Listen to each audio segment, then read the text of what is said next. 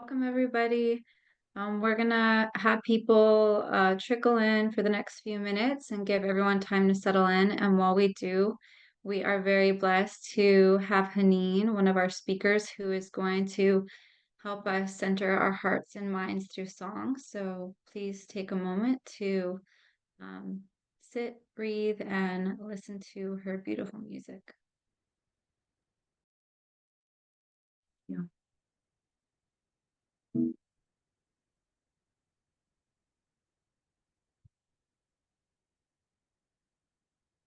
We shall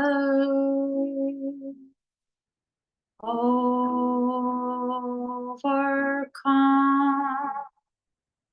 We shall overcome. راح نتخطى راح نتخطى هالآلام والاختبارات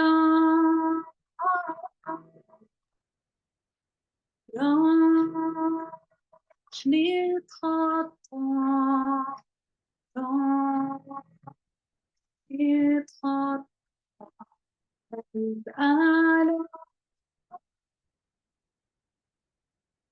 اختبارات. We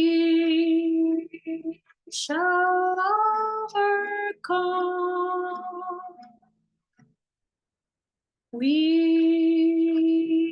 shall overcome.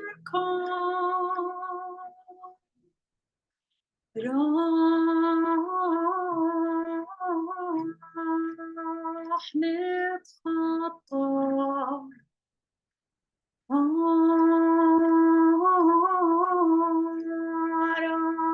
نتخطى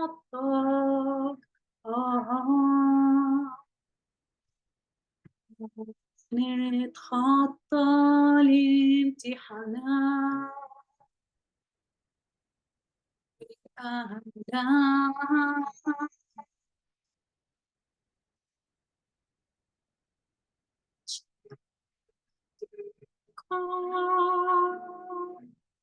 We shall overcome.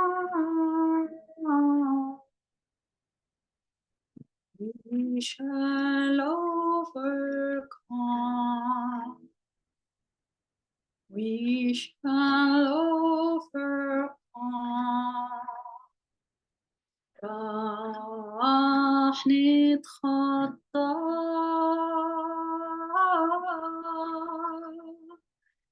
راح نتخطى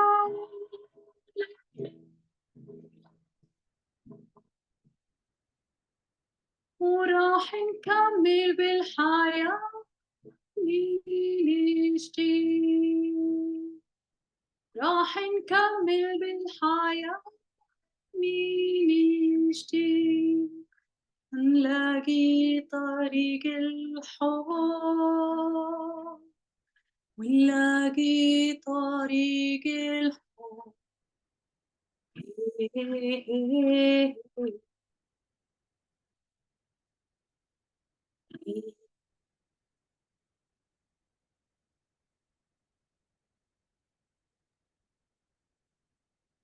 Thank you so much. Thank you, thank you. And thank you to everyone who is joining us today.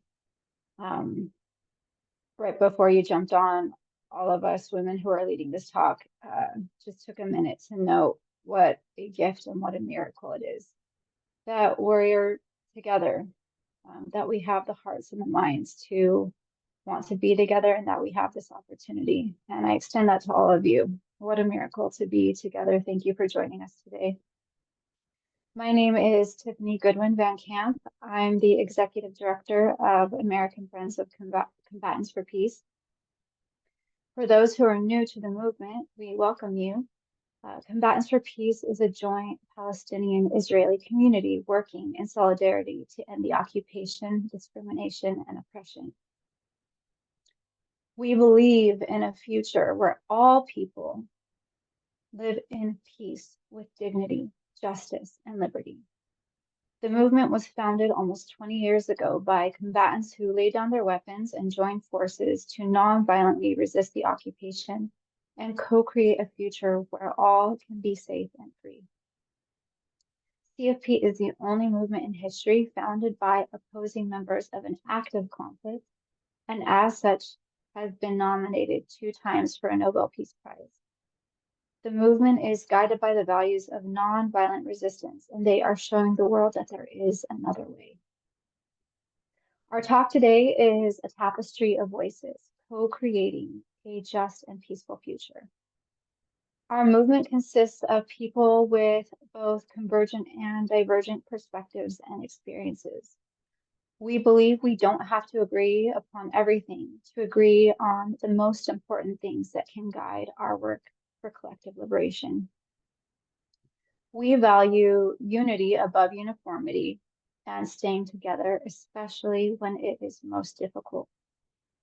So you will hear a variety of perspectives today, and we invite you to lean in, to practice curiosity, and to stick with us on this journey. I want to thank our speakers. We have Hannen Sabbah, who is an activist, organizer, Arabic teacher, and Palestinian from Gaza. Iris Gore is a former educator, CFP's Israeli community director, and a social activist. Suhair Ghanim is a Palestinian activist from Bethlehem and the coordinator for Combatants for Peace's annual Nakba Remembrance Ceremony. Thank you also to our moderator, Hannah Smith, an artist, fierce advocate for peace and freedom for all, and a writer living in Athens, Greece. Before I turn things over to Hannah to begin the conversation, some quick housekeeping. This talk will be about 1 hour. It will be recorded, and if you want to watch it again, or if you want to share it with others, we'll send a copy out by tomorrow. If you have any questions for the speakers, please send them to Lindsay. Her name says send questions here, and she will be sharing them with the moderators throughout the talk. And with that, I would like to hand this over to Hannah. Thank you so much, Tiffany. I'm very honored to be here. And that was a beautiful song, Hannen. I want to continue on that note of gratitude. I feel like these are difficult times that we're living through, and moments like these of coming together have a way of offering hope that can help us imagine a better future, a more just future, and a more beautiful future for everyone. So I'm so grateful to see you all who are joining us from all around the world. I'm grateful to the American Friends of Combatants for Peace for organizing this event, and I'm so grateful to the 3 incredible women who will be speaking today. And so I invite you all into this space, and I also invite you, as Tiffany said, to hold that tension of different perspectives and experiences graciously. I hope that this will be a time of listening, of learning, connecting, and of inspiration as well. Okay, so for our first question, to begin, I want us to learn a little bit more about our speakers. So can each of you tell me a little bit about yourself and what brought you to the work of nonviolent resistance and the co-creation of a future of freedom for all? So Suhair, let's start with you.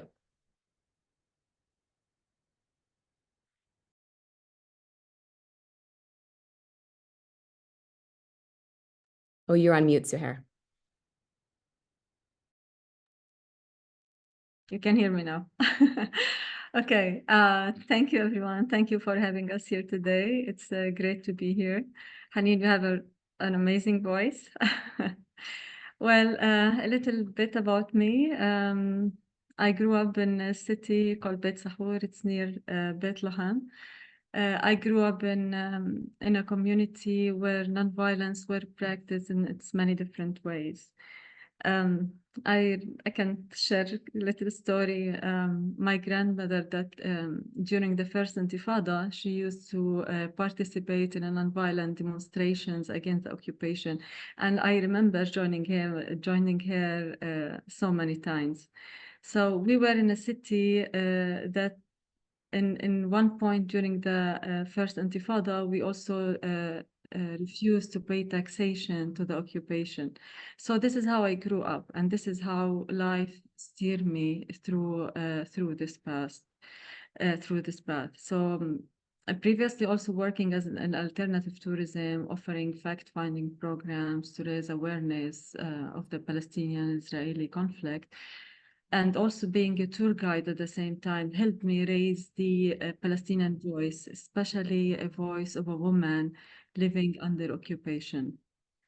This is my background, and this is how I grew up, and this is how we say, this is how we grew up with living the nonviolence itself.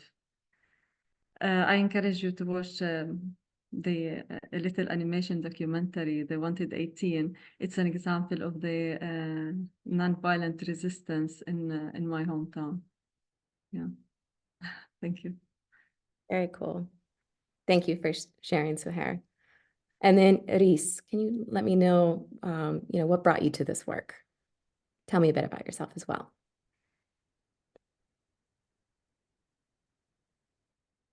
Hi, everyone, and good evening. Thank you for organizing this evening. It's not only a pleasure, it's good. I want to tell me about myself a little bit. I'm an educator.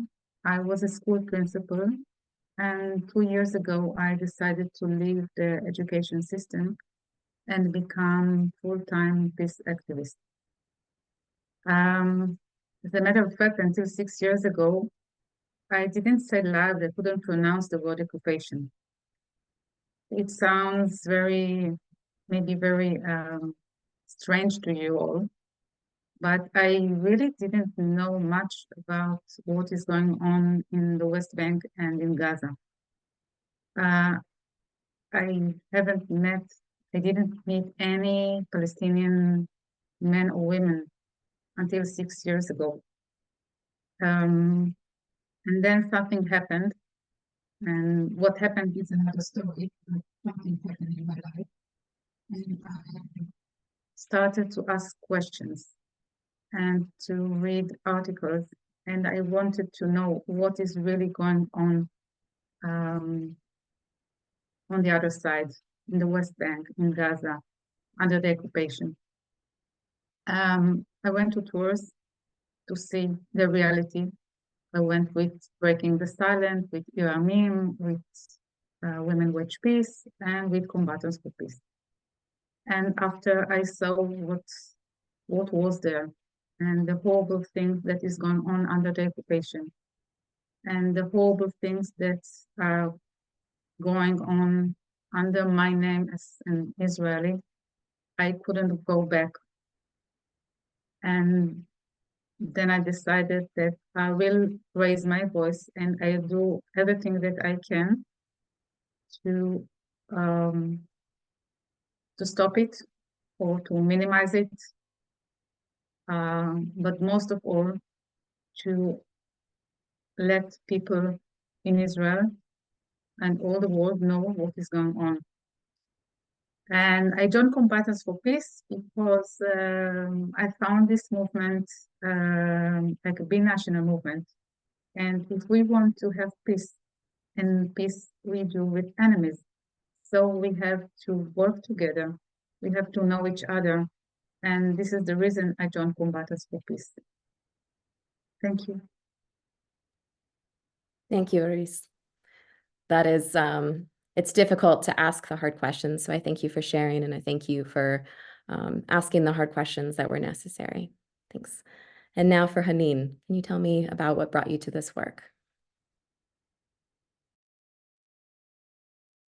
Hi, everyone. Thank you for today.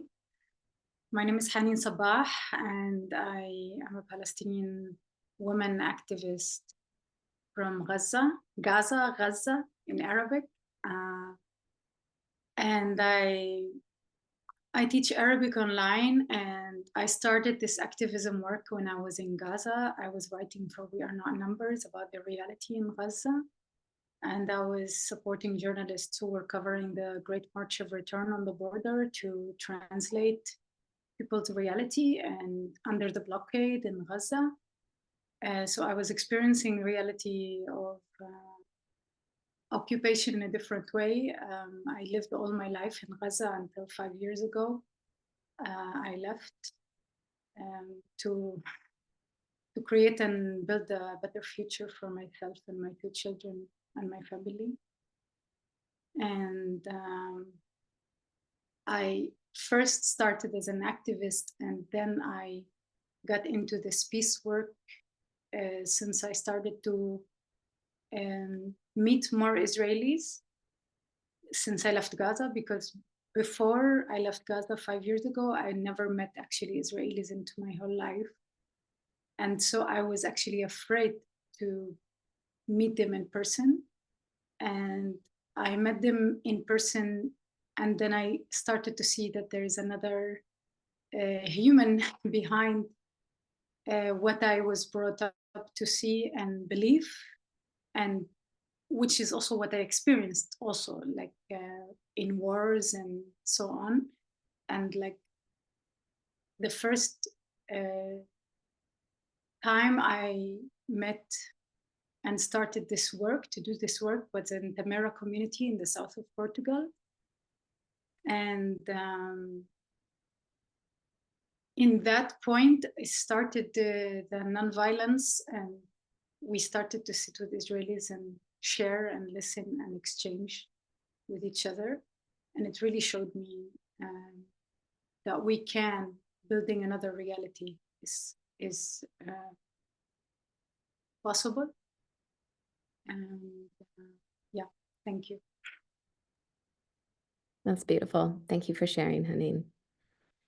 So I know all 3 of you come from different communities and backgrounds, so I would really love to hear about how what's going on is impacting your specific communities. So I want to send this question first to Hannen, if you're okay with answering that.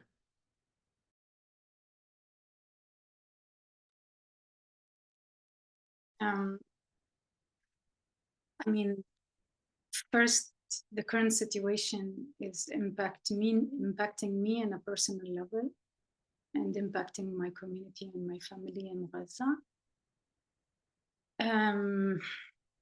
Impacting me as because I have lost myself, like so many relatives, so many loved ones, so many friends, and people that I have known my whole life. And I lost my parents' house, my family house, which I grew up in, and a cousin. And so this situation have, like this war have been just taking and taking and taking in a very difficult, harsh way for the soul to understand or to take, and also for the heart to just process all what's happening, because it's so much. And it has been impacting the people in Gaza in a very devastating way, like the scenes of displacement, like more than 26,000 people in Gaza have been killed, and more than 55,000 people injured. And there was still more than 8,000 missing.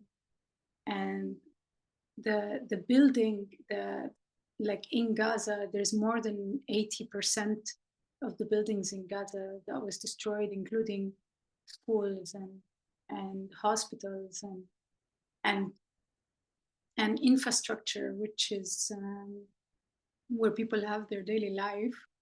And not to mention the very harsh life conditions that people in Gaza had to flee their homes, and then they are staying in one areas in the south, and in these areas are like it's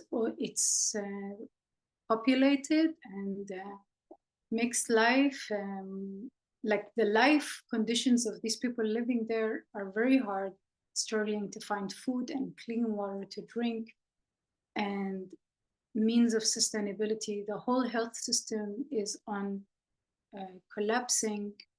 and people have nowhere safe to go and to be. So it has impacted so much in life aspects, and all what people in Gaza want is to be able to live in peace and to be able to live their life and have a sense of normal life. And it's so surreal that Gaza, for me to witness that Gaza that I know, that I have grown up in my life, the markets, my universities, my parents' house, basically the life that I know as I know it is no longer there. Or at least big part of it is no longer there.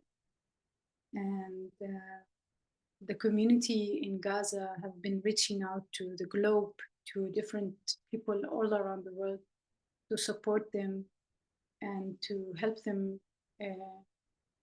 survive this, either by calling ceasefire or asking to call people for their representative to stop and end this war.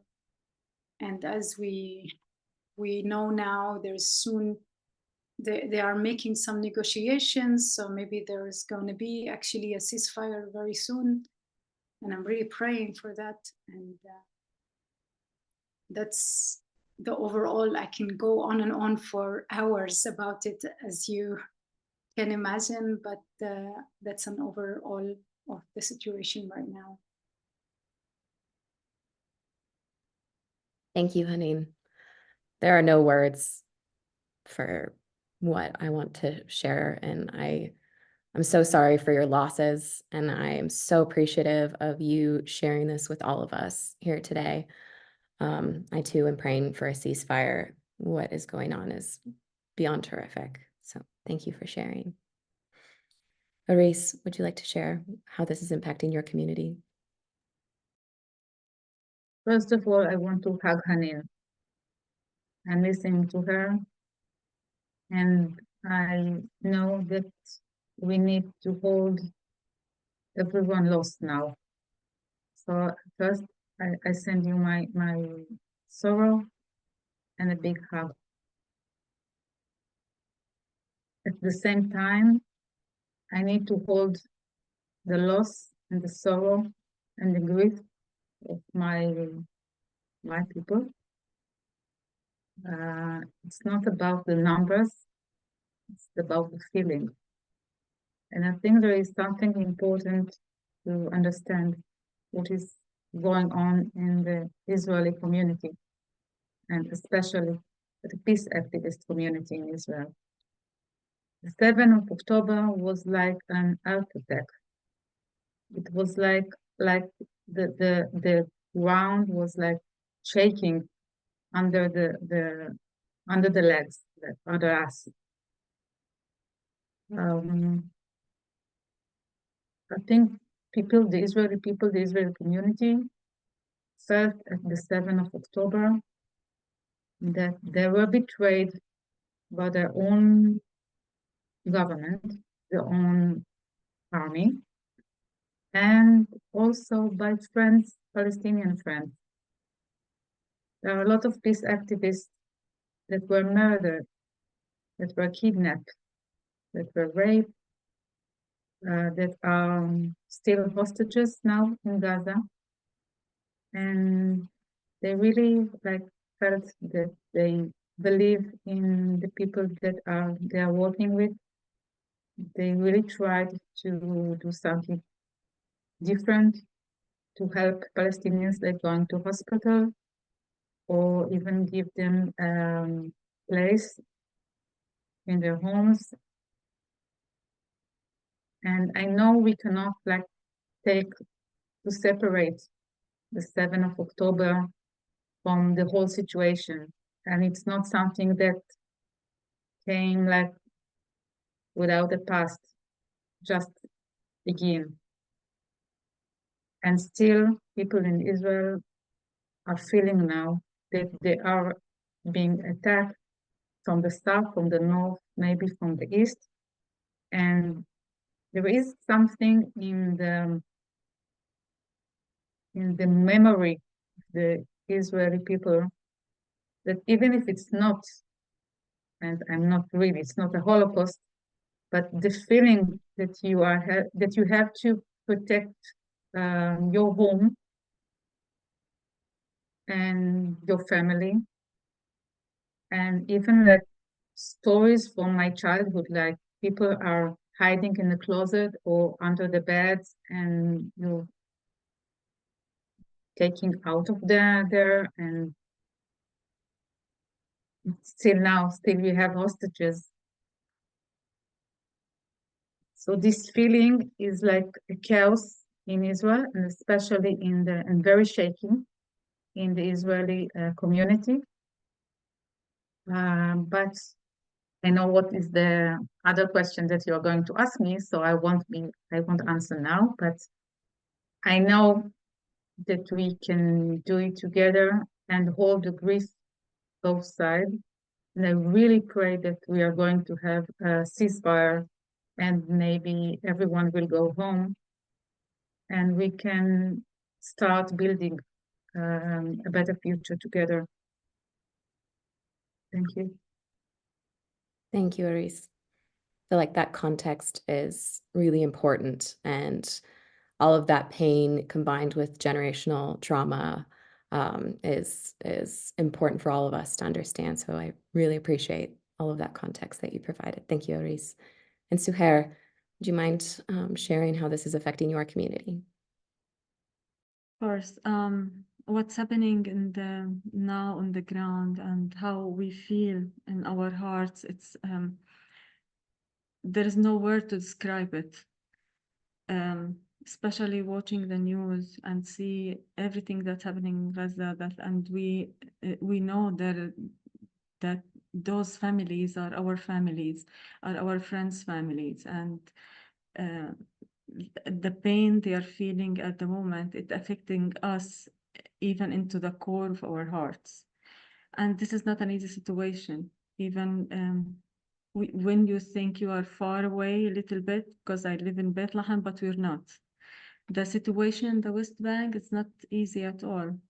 Since the war started, the violence rates in the West Bank raised double and triple. And it was not easy, but now it's more difficult. The collective punishment in the West Bank escalated. Like when the war started, checkpoints closed between the cities, and they closed the cities themselves. We couldn't go to the office because the roads were closed with piles of dirt, checkpoints everywhere. The arrest, like when you go to the checkpoint, if you want to move from one city to another, you are expected to be searched, to search your phone. The other day, for example, we went to Ramallah and we were stopped at the checkpoint like for 2 hours for nothing. There is no point and there is no reason for us to wait for 2 hours just to go from one city to another. So this is all a collective punishment. There is another thing that is also a huge thing, actually, is giving the green light to the settlers and with the protection from the soldiers to attack the villages. And this is something not easy. A person, a young man actually was killed from 0.0 distance the other day, like a month ago in Tuani. One settlers, he was shot by one of the settlers. This is like an example of the settlers' attacks. The things also in Jordan Valley, there is continuous settler attacks over the villages, the Bedouins. They destroy their homes, they steal their animals, they want more, they don't want them there, they just want to attack them. Demolishing of the houses, because of the reason that they are not allowed to build any houses, like in what happens in Jerusalem, for example, in Silwan, Sheikh Jarrah, and also many different things. You know, when you want to mention one point lead you to another. What happened in Nablus, in Tulkarem, they destroyed the infrastructure. Like every day there is attack to the cities by the soldiers. They destroy everything. They destroy the infrastructure, the houses, the streets. So this is all a collective punishment over the Palestinians in the West Bank. Land confiscating also increased in the past few months. So it's all increasing here and there, and it's not something easy to cope with every day, because we feel like in the West Bank we live in a very big prison for the moment. Yeah. Thank you. Thank you for sharing, Suhair. I think much of the world doesn't fully understand or know what's happening with the uptick in violence in the West Bank, both settler violence and occupation violence. So thank you so much for sharing. It's really important that people know what's going on. Thank you. For the next question, I know that I have been so inspired by the three of you, even in our conversations before this call, by your commitment to work with people with diverse backgrounds and perspectives, to say, hey, I don't need to agree with you on everything, or we don't need to have the same outlook on everything for me to work with you towards a better future. So for my next question, in this great time of violence, polarization, and inequity, can you share some of the challenges you face with joint work and why you remain committed to joint work? And then we will start with Aris. Thank you. I will start with the morning after the 7th of October. My first Zoom call was with Suhair, is my colleague with the Combatants for Peace from Ramallah. And my first sentence was, Suhair, I hate you all. Really. And I don't really use these words. I don't say hate, but on that morning, I really hate everyone. And Suhair was great. Like, even he didn't believe that the massacre really happened, and he thought it's a fake, but he gave me the space. He gave me the time to express my feelings. He gave me the space to grieve, to be angry. And I think at that point, I understand that I still have my friends, my Palestinian friends, and we're still together. And I'm really proud with the process that we did in Combatants for Peace with our community, to build the trust again after what happened at the 7th of October and during the war that is still going in Gaza. It's very difficult. It's still difficult. It's a challenge. It's difficult to, we don't agree about everything. And it was very difficult also to understand that not everyone is like believing in what happened or what is still going on. And also to be a peace activist now in Israel, it's a challenge. And also, as I know, in the Palestinian side. But I'm very proud of us. And I know this is the meaning of non-violence. What we are doing. We started with meetings by Zoom, and then we continued it meeting in the office in Bejala, because it's the only place that we can meet. As Suhair said, you can't, as a Palestinian, go from one point to another in the West Bank, and we are, as Israelis, we came too dangerous for us. And of course, it's illegal to go to the A area. So the office in Bejala is the only place that we can meet, and we started to meet there, and we are continuing to work together. And I think this is the hopeful thing, and this is the way to continue. And I'm really proud of us. Thank you, Iris. Thank you for your vulnerability and for your perseverance and courage with all of this. Hannen, can you share a little bit about the challenges that you face with joint work and then why you remain committed to joint work? Thank you, Iris and Suhair, for what you've shared. So the challenges that I've faced, they're partly also challenges inside of myself.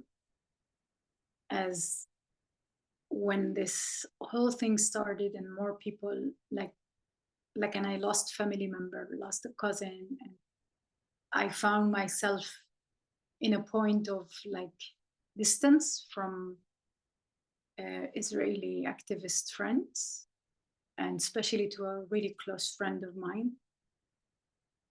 And she was fully understanding and giving space for me, especially after the news of my cousin Ahmed. That was like a point of I was like, I don't believe like this would ever this can move or do something in anywhere, in any point. I was in disbelief. I had my moment of having disbelief. And still, even until now, with all the situation that is happening, I still have my doubts, my disbelief. But I definitely have the belief that it's not the war, it's not violence, because the more we lose, the more we deal with this agony of loss or death, or witnessing all this trauma happening again and again of the violence. It starts to be like, no, this is not the way we want how to do it. Like, it's not the way. Love is the way.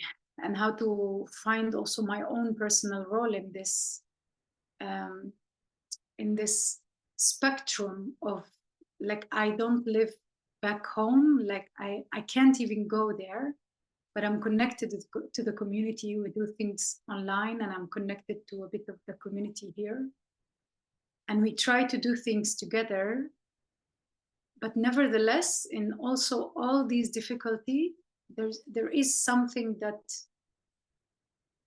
there's mutual support of understanding that, okay, you're in pain, I'm in pain. Can we actually come together with pain, with all of this pain that is there? And I find, like, yeah, the challenge is really big here, but I find it's not figured out yet, but I find this connection of this, in this place of love within ourselves, can support, and having compassion to ourselves as well at this moment, and support in this kind of work, or at least it supported me. Yeah, and one part of why I'm continuing, because I do believe that we can, with all what we have gone through, that the only way is to do it together. It cannot be separate. Yeah. Thank you for sharing, Hannen. And thank you for sharing kind of the intricacies of it not being easy, and it can be messy. All of that I think is really important for all of us to hear. Suhair, would you mind sharing your challenges with joint work that you've faced, and then also why you remain committed to it? Of course. Well, for us, as a joint movement, we definitely faced many challenges. Before the 7th of October, we faced different kind of challenges, especially after last year when the right-wing government took the power in Israel, and the rise of extremism and the rise of violence in Area C. Not only that, but a huge part of our society oppose our joint work. For example, for the Palestinian, the perception of normalization, and for the Israelis is connecting with the enemy. So after 7th of October, there is a huge gap in both societies with a huge division. The feeling of fear from the other become much higher. And apparently the spaces that we meet as a joint movement are shrinking. So as Iris mentioned, many of our activists cannot reach our activities and workshops because of the checkpoints and the fears of the settlers, violence, and all the problems on the roads as well. Also, many places now are refused to host joint groups because of the ongoing war and the current situation. Because of the experience of our members in the movement, we know that there is no military solution for this conflict. We realize that violence will bring more violence. It's now more important than ever to bring the joint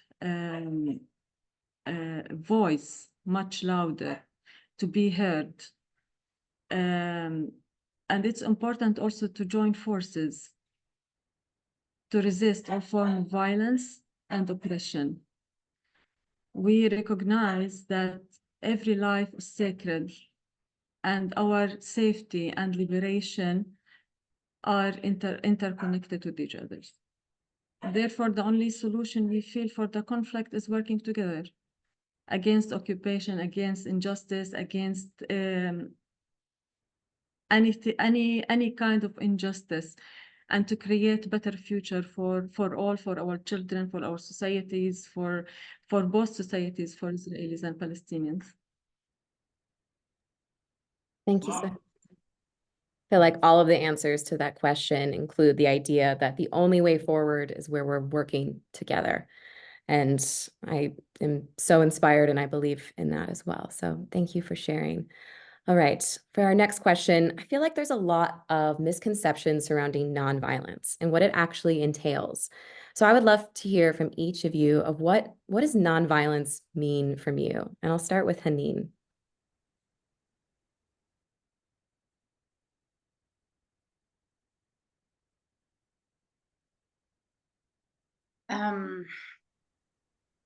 For me, the non-violence, it starts within myself.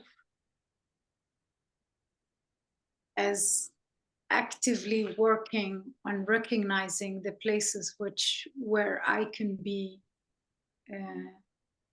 where I can become violent in my thoughts, in my way of thinking, in my way of seeing, in my way of refusing to see. So it, in a way, starts from within. And as long as I work on the inner, then the outer would be influenced by how I work in my inner. And nonviolent is also a way to express the being against the actions, but not saying no or hating the human being himself. I'm saying that because I had this idea 5 years ago. I was generalizing. Whenever I see an Israeli, I'm like, yeah, like I've been through 4 aggressions. You were bombing us. I was just wanting, like, I was putting the story on all, like, on this one Israeli whenever I see them. And then when I started to work on this nonviolent work in the Mera community, I started to understand that there's also the human, there's also there's the collective, there's the government. And another thing, like after the 7th of October, there was a discussion with an Israeli woman who was not viewing, who was asking me about the 7th of October to condemn, and I said, I will not condemn. Do you condemn the army? And she was like, I will not condemn. And I was like, Well, you can't ask me to condemn if you're not condemning. Like it's not about the condemning exactly. It's about recognizing the facts and what is happening.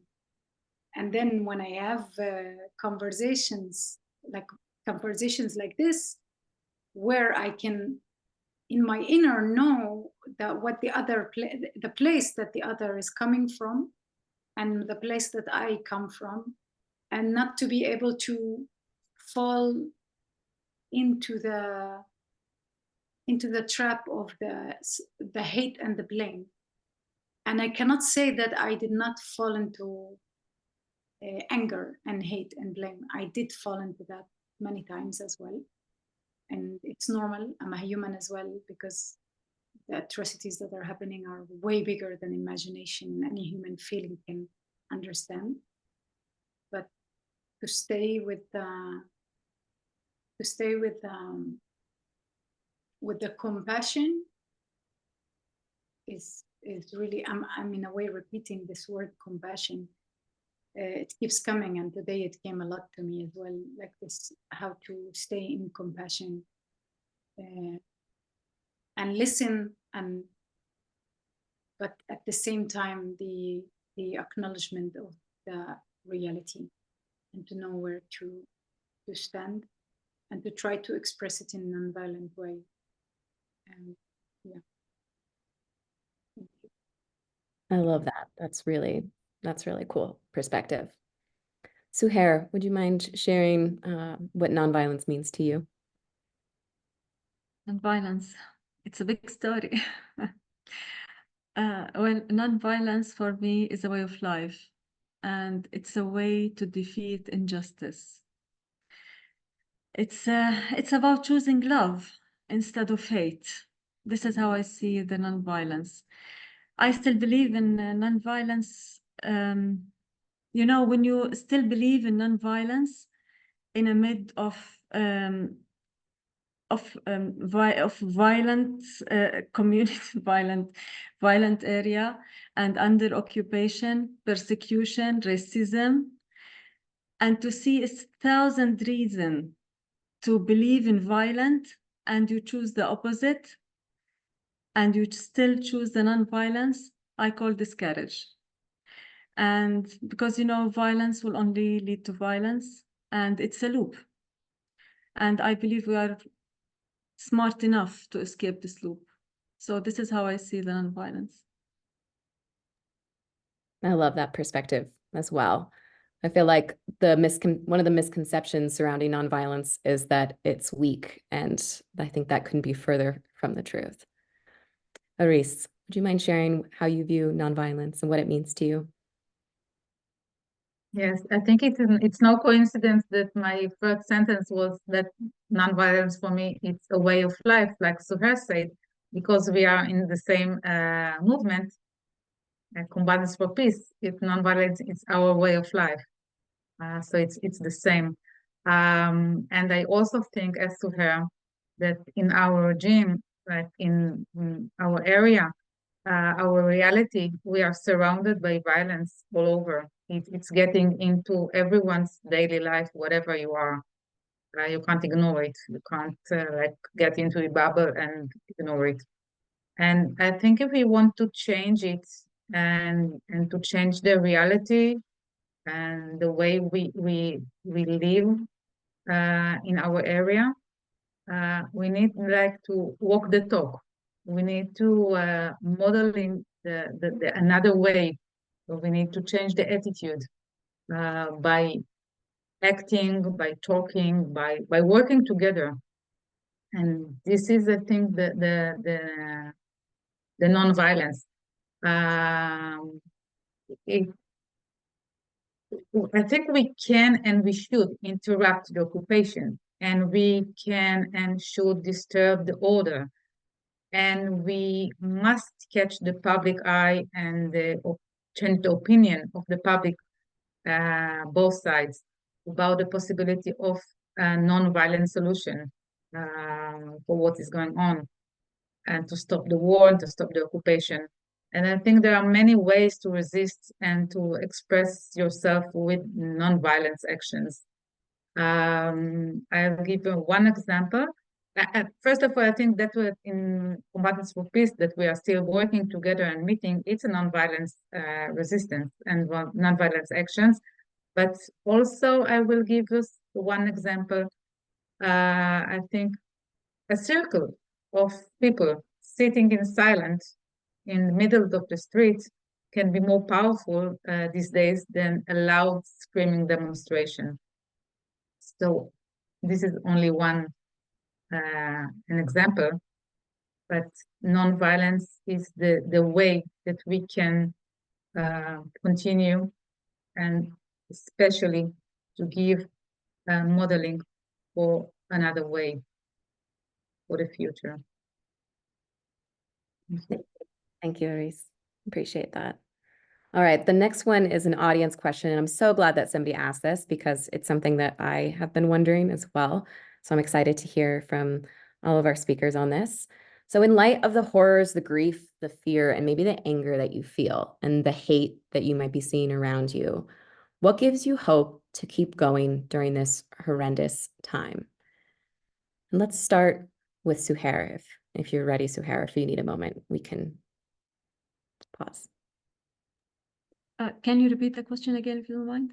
In the light of the horrors, grief, fear, and anger, and maybe the hate that you see all around, what gives you hope to keep going during this horrendous time? What gives us hope?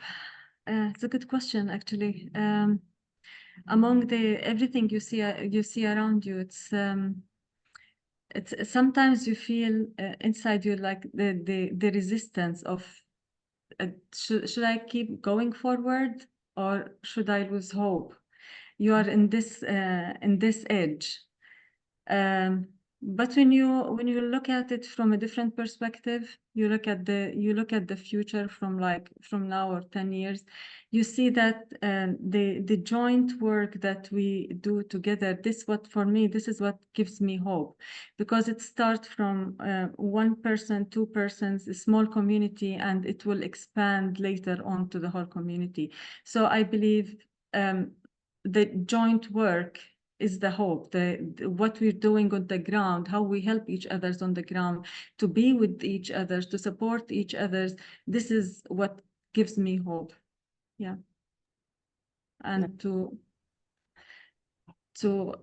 have an end to the occupation and to end the oppression.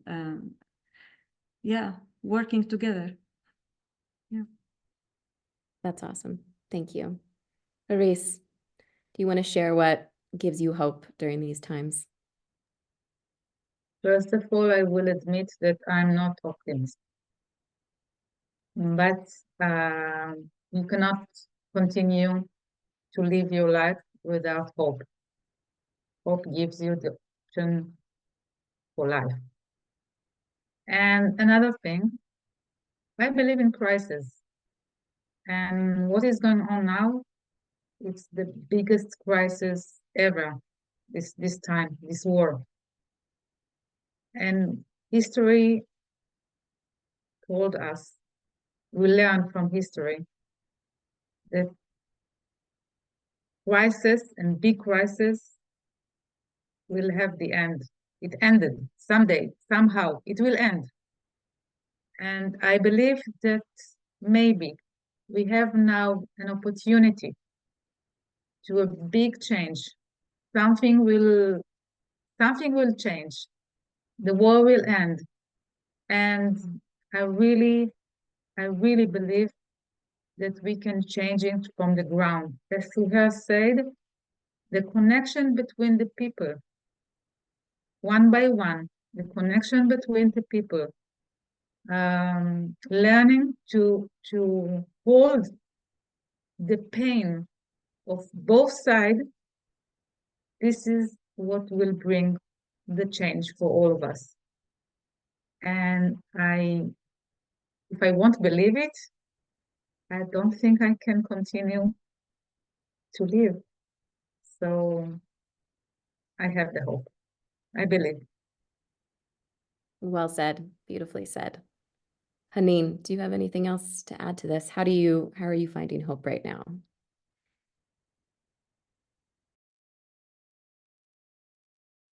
I can agree with both Suhair and Iris about the joint work, and the personal connections. And what was giving me hope in this time, like there was some Jewish Israeli voices coming out for peace, for speaking up for what's happening in Gaza. And this has been giving me some hope.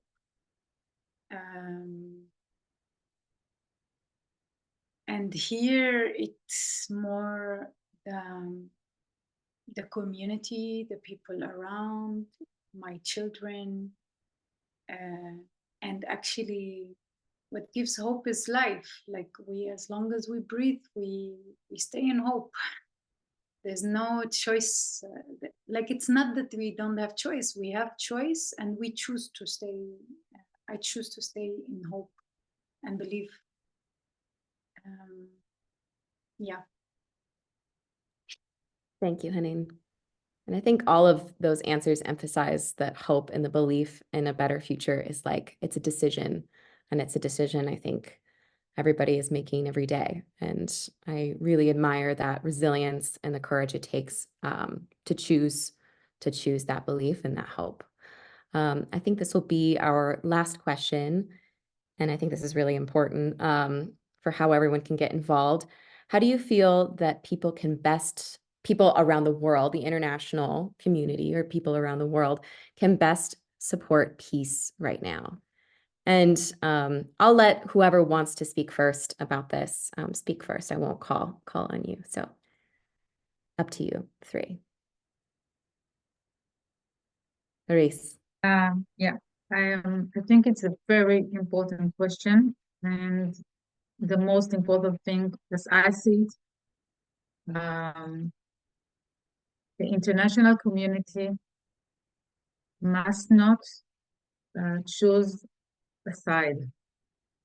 The calling from free Palestinian or free Israel or whatever, it's not good for us both. We need the international community to help us solve the problem, to stop the war, to help both sides sit and find a solution. A solution that will help everyone for the whole area, so people can be free and feel safe all over the place. So please don't choose a side. Help all of us together. I think this is what I wanted to ask you. Thank you, Reese. Suhair, Hannen, do you have anything to add?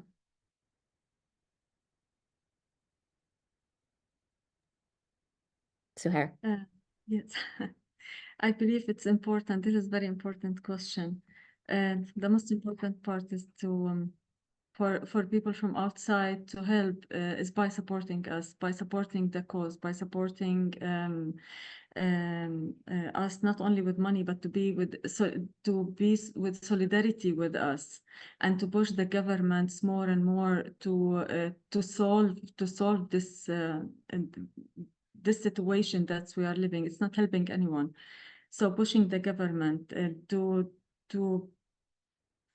also in the media, you know, to raise awareness all around the world, to actually see what's happening on the ground. And because, as I said again, this is not helping anyone. Support in general, to be honest, support in general in all its kinds, all its aspects, in all its ways. That support is needed, and to reach our voices to the people who can make decision to make things happen on the ground, because eventually us as two people, we can live together happily ever after, as we say, but we need some support from the world, from everyone, to make this happen. Thank you. Thank you, Suhair. That's a great answer. Hannen, do you have anything to add? I agree with both of what Suhair and Irish said in this, which is asking the international community not to feed the separation. This is very, very important. There's already separation, so not to feed it, and for the international community to support in creating a better future, because the people need, like we need the internationals to support us into creating this peaceful resolution, to be able to live in peace and live life in dignity and equality and justice. And yeah, I feel I agree with both of what they said, and most of all, like the solidarity movement have been growing, and this kind of work to bring the two perspectives into the reality of the internationals, because for example, I had people who had no idea what is Gaza, where is Gaza, before this happened. Now I'm from Gaza since 5 years out here, and people don't know much about Gaza, and now they understand what is Gaza, what is happening in Gaza. So this have been making me feel like, okay, there's more movement, so maybe the siege will break on Gaza. Maybe Palestine will be free, like maybe we will all be able to live in freedom and equality, and yeah, I just wish for that to grow, like no separation, and for all to live in peace and equality. It's the most important. It's a beautiful answer, Hannen. Thank you. Thank you so much. All right, that's it for our questions. I'm going to hand this over to Tiffany, who I think has a few words to share, and then I will have a little few closing words. Go ahead, Tiffany. Thank you. Thank you, speakers. Thank you, listeners. If you stay for just a minute, we asked the speakers if they would send us some words about their vision for the future, and that vision has been compiled, and Hannah will read it to you to close us. Couple of things I want to invite you to do. One is to support the movement through donations. We are almost 90%, a little over 90% funded solely by individual giving. So Lindsay's going to share in the chat ways that you can give both in USD and in foreign currency. The other thing is that we will be doing a tour here in the US very soon. For a week, we have 4 CFP activists coming to meet on the Hill at the White House. We'll be meeting with members of Congress and various staff to share our message. We have some direct asks of the United States. And while we're in DC, if you are in the area, we would love to see you. We'll also be going to Philadelphia and New York. In the email following this event, we'll share a link where you can see all the places we'll be in the events. So if you're in Philly, New York, or DC, please come out and see us. And with that, I will give it back to Hannah to close us out. Thank you, Tiffany. So as Tiffany already shared, this is a compilation of our 3 speakers and their vision for the future in that land. We imagine a world where love guides society. People do not go hungry, nor are they in danger. Bodies feel safe and minds fully nourished. Voices are heard and differences respected. Everyone has access to the things they need to flourish. Freedom, equality, and democracy emerges from a land of separation, violence, extremism, and supremacy. No one lives as a refugee in their own land. Everyone lives in dignity. We build bridges of understanding and create a shared humanity, a world where every voice is heard and every dream respected. We see reconciliation and recreation of spaces of healing. We see a more heart-centered and feminine guidance. We see laws that protect our children from war, and we call the children ours, not theirs or them or they. We imagine a world where we will never again go into this cycle of injustice and violence. Never again for us all. Thank you so much, everyone.